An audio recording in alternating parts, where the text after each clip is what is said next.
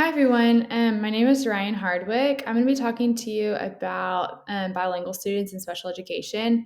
One of the first questions was why or how can bilingual students still be considered in special education? The reason for this is when students are referred to special education, they're referred to on account of three things. They have a physical, mental, emotional disability that has an adverse impact on their educational ability.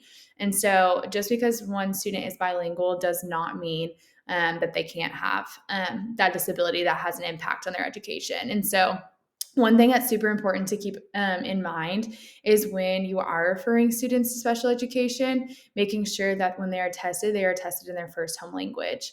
A lot of students, and for a lot of students are and different ethnic groups are overrepresented in special education for this very reason.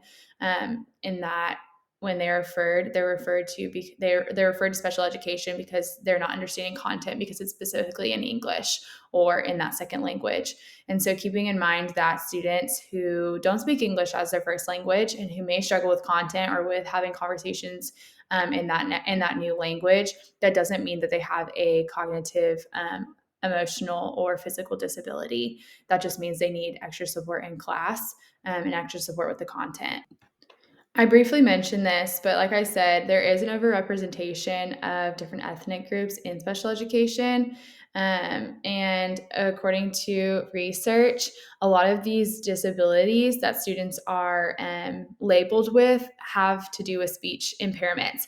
And so, while this is the case for a lot of our students, and they do have trouble pronouncing different letters, they do have they struggle with their phonemes. Not all students who have trouble pronouncing things should be referred to special education. And so this is something just to keep in mind as a teacher when you are referring or you are keeping a student just on your radar, is making sure that, okay, what is their first language? What are they most confident speaking in? And are they able to understand the content and achieve mastery, or at least what you need them to be at that for that specific grade level, independently of any accommodations and any help. So that's just something to keep in mind for special education. Now, on the other hand, supporting our ELLs is super important, and providing them with content and language support, providing them with pictures to help with their representation skills, allowing for translations and peer-to-peer tutoring is all ways that we can advocate for our ELL students, because learning a new language, especially English, is incredibly difficult for them, especially when they're trying to learn the language and the content. Maybe it's math, maybe it's English, maybe it's science, all at the same time. That's just a lot. And so making sure that when they set foot in our classroom, first of all, feel like they have a safe environment to come into, but one that they'll also be supported in. And so providing those accommodations and those extra supports in class not only helps your ELL students, it's going to help all your students progress. Being able to structure it so you have more of a structured learning and gradual release is going to ensure that all of your students are successful in your class. And so, again, just making sure that when teachers are looking at their students and understanding, okay, what is this student struggling with?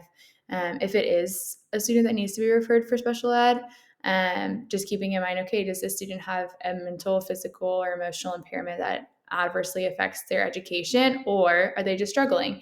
In what ways can I support them then and help them to continue moving on and can help boost their confidence in the content and the language support as well. And thank y'all so much for listening. Have y'all have a great night.